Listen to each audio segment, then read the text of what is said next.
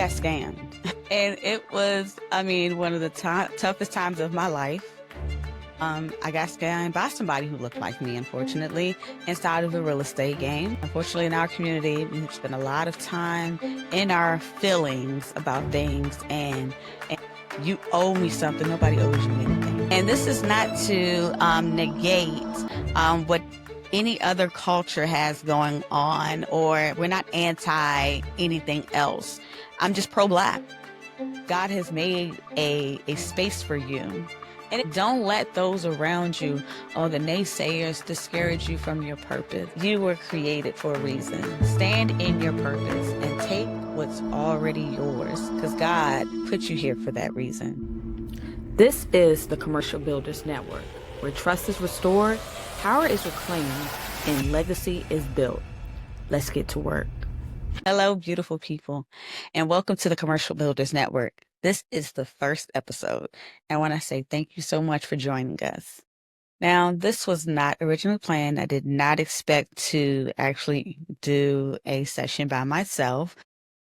The goal for the Commercial Builders Network is to interview successful minority entrepreneurs inside of the commercial real estate and commercial construction space who would provide these opportunities for these small businesses, small minority businesses specifically.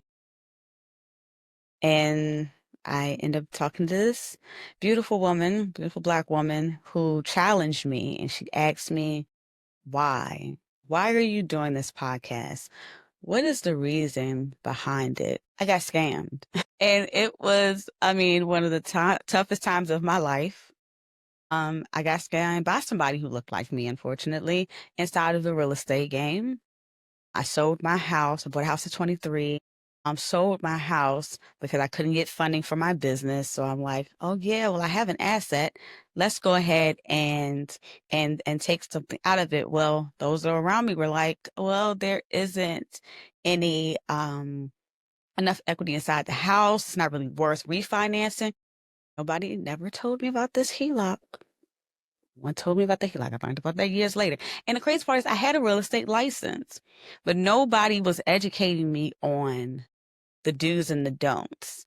And unfortunately, the money started going fast after I closed on my house. I didn't put a lot of things into perspective. With about, how I had tenants at the time that were taking care of not only my mortgage, but the portion of the rent that I had in the apartment that I had that was closer to the city. I was trying to move and shake and mingle, and I lived way out in the suburbs where people wouldn't visit. So for me, it was like, yeah, selling, it just makes sense. I can always just buy another one. My God, if I knew what I knew today, I went and looked up on Zillow how much my house is worth. Now I cried. I cried, but you live and you learn. So for me, after that happened, I knew I needed some interest on my money, and there was this investor and was like, yeah, I can help you out. Find out this man needed my money. It wasn't a help out. And so for me, if I can keep things like this from happening, and you can call me stupid all day long, but when you feel like, oh, there's a piece, there's nothing that's shaking you up. With this, you tend to go ahead and go with it and go with the flow because it makes logical sense. I thought everything through. But if I knew what I knew now.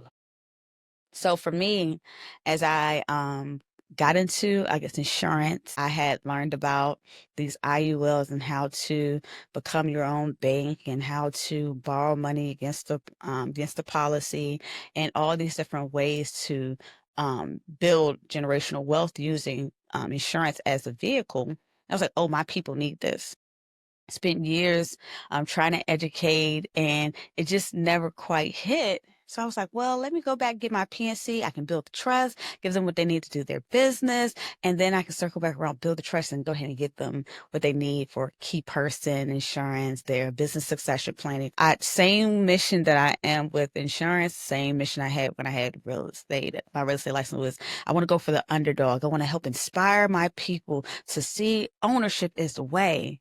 And I come to learn that if these people haven't invested in themselves yet, you are not going to convince them to do the same. So now I'm in a place where, even on the insurance side, I want to do business with people who want to do business for themselves. People who want to invest in themselves, want to see great in themselves, want to help elevate.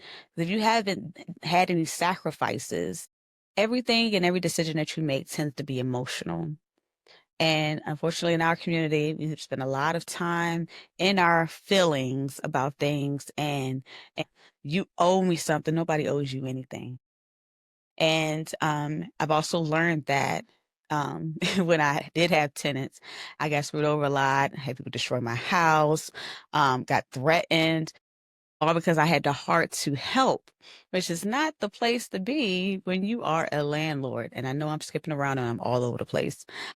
Don't really have a format for this for this episode. I just felt like this was a place for me to come and be transparent for this episode as I launch. But I've learned that most of the time when somebody's going through something, the things they're going through is self-inflicted. Even the stuff that I went through, with though I got scammed by this person, I didn't do enough due diligence to protect myself to make sure I'd check references. Now he was referred to me, but I didn't check enough references. I did have a contract. Um, Unfortunately, the contract was in my name and my business name. So when I did try to file all of the paperwork with the courthouse, they told me I had 30 days to find an attorney. Well, this man took all my money. So once you take it all, now I have nothing to fight with. And technically to this day, he still, by that contract, owes me a whole lot of money. Is it going to happen? I pray that God turns his soul. I hope he sees this episode and give me what's owed to me. But I had to give that to God and know vengeance is mine, says the Lord. So I had to release him, and I forgive you, sir. I forgive you. Wasn't right, but I forgive you because not for you, but for me. So, like I said, for the reason why I got into this space was to keep this from happening to other people. So when I did go get my PNC license, I learned about bonding. And bonding is the closest guarantee to getting your project done. Unfortunately, it only works on the commercial side. So I'm like, well, how do we build trust?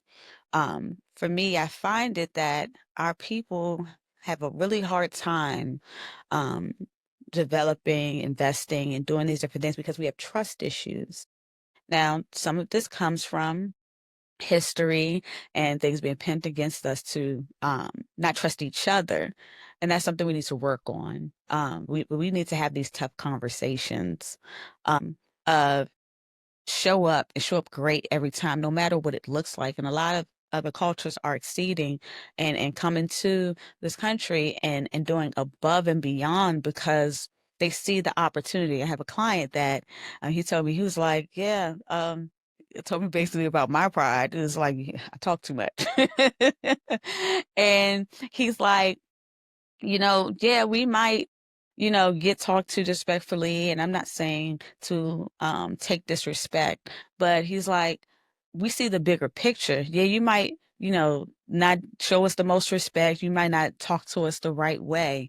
It was like, but in the back of their head, they're thinking, I'm gonna take this information, I'm gonna use it to my benefit instead of being emotional and being offended and have be able to move forward.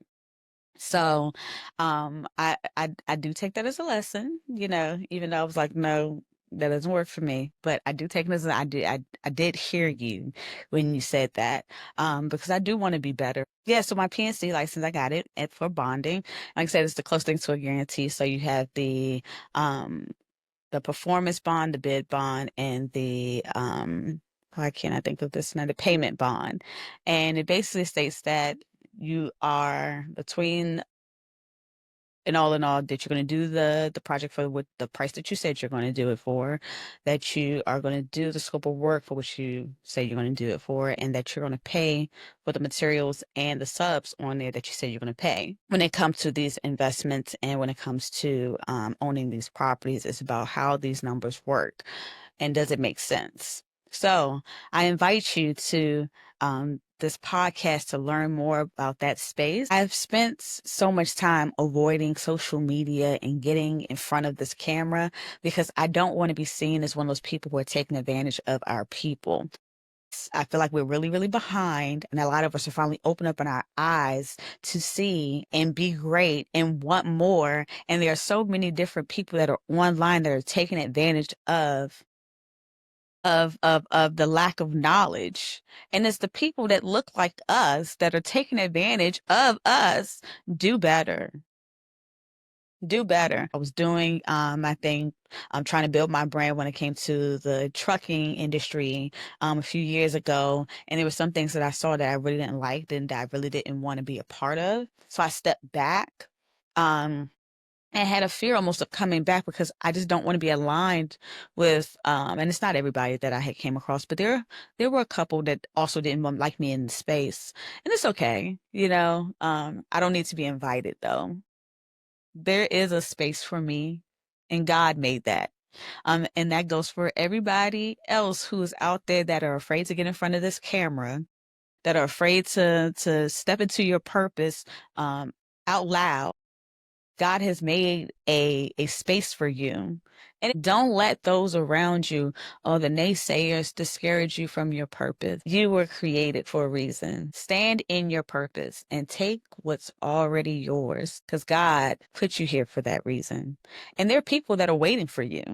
There are people that are expecting you to walk into your purpose because it really isn't about you. It's not about me. I'm in this space and my God, this has been a tough journey, but I'm in this space for something that is much, much bigger than me. And I want to see how many people I can help and serve in this space because I see how we could push forward. For me, I know that there's been a lot of stuff going on with the DEI. I had never experienced that problem because I've never really been in corporate. But for me, I'm like, why don't we build our own and build it by our own? Like, let's take what they have. We have so many brilliant Black people who have resources, who are excelling in this industry, and many others that why aren't we building together?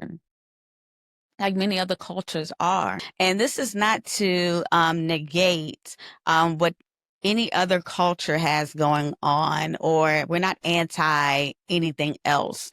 I'm just pro-Black. I'm pro seeing us win. And I don't see anything wrong with that. So, I know I'm asking a lot of people to come on and speak.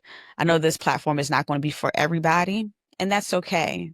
I just want to say I thank you for giving me this opportunity, and let's build something great together.